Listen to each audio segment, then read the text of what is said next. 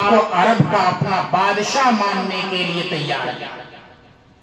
ارے پیشگوئی کی گئی تھی نا آپ کو، سیرت پڑھی ہے آپ لوگوں نے یا سنی ہے کہ نہیں؟ آپ کو پیشکش کی گئی تھی ہم آپ کو بادشاہ بنا دیتے ہیں، آپ اپنے مشن سے رک جائیے۔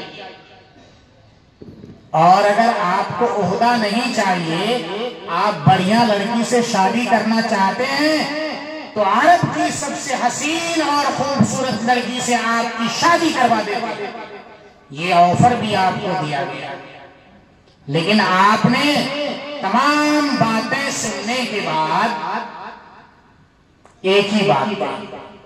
پہلے ابو طالب آپ کے چچا تھے، ان کے ذریعے سے یہ پیغام آیا تھا، تو آپ نے ابو طالب سے کہا تھا چچا جان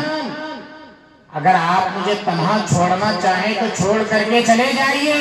یہ لوگ عہدے منصب اور شادی بیاہ کی بات کرتے ہیں،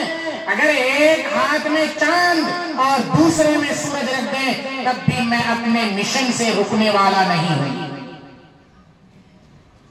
ترغیبی حالات ہے، پتا چلا کہ چاہے ترغیب کے فتنے ہوں یا ترغیب کے فتنے ہوں، ہمیں اپنے فیصلے پر، اپنے ایمان پر اٹل رہنا چاہیے۔ یہی تلقین اللہ تبارک و تعالیٰ نے کی ہے اور بشارت سنائی ہے ایسے لوگوں کے لیے، ان الذین قالوا ربنا اللہ ثم استقاموا، کہ جن لوگوں نے کہا کہ ہمارا رب اللہ ہے اور پھر اس پر مضبوطی کے ساتھ جمے رہے،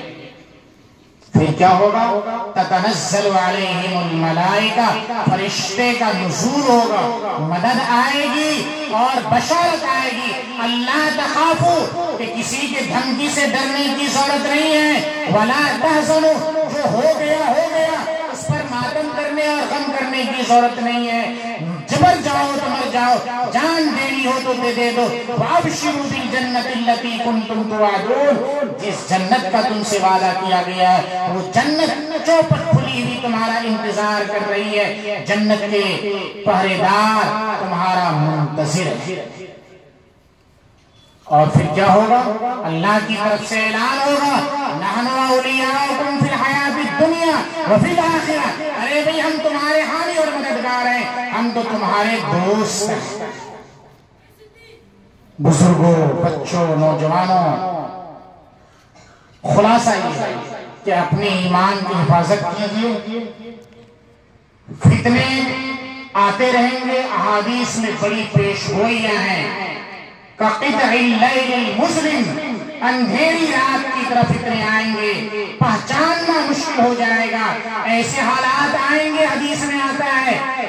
کہ یُصْبِحُ مُؤْمِنًا وَيُمْسِي کَافِرًا، یمسی مؤمنا ویصبح کافرا، کہ صبح کو آدمی مسلمان ہوگا، شام ہوتے ہوتے ایمان سلب ہو جائے گا، شام کو آدمی مسلمان ہوگا، صبح ہوتے ہوتے ایمان سلب ہو جائے گا، ایسے حالات آنے والے ہیں۔ سب سے بڑی قیمتی دولت جو ہمارے پاس ہے ایمان کی دولت ہے، اس کی حفاظت کیجئے، یہی آج کے اجلاس کا اصل پیغام بھی ہے۔ اور ایمان باقی رہے گا تب نہ جا کر کے مسجد بنے گی، تب نہ جا کر کے مسجد آباد ہوگی، اور جلسے کا جو عنوان رکھا گیا تھا کہ مسجد کا کردار، اصلاح معاشرہ میں مسجد کا کردار، اس قسم کا عنوان ہے، تو یہ سارا کردار اسی وقت ہو سکتا ہے جبکہ ہمارا اور آپ کا ایمان صحیح سالم رہے۔ اس لیے جو سب سے قیمتی چیز ہے ایمان کی حفاظت کیجئے۔ ایمان ایک ایسا قیمتی ہیرا ہے جس کی قیمت یقینی طور پر ہم اور آپ نہیں سمجھ رہے ہیں، مخالف قوتیں، مخالف طاقتیں سمجھ رہی ہیں، اور وہ سب کے سب اکٹھا ہو کر کے ہمارے خلاف ایمان سلب کرنے کی سازشیں رچ رہے ہیں۔ ہم اور آپ کو ان کی سازشوں کو ناکام بنانا ہوگا۔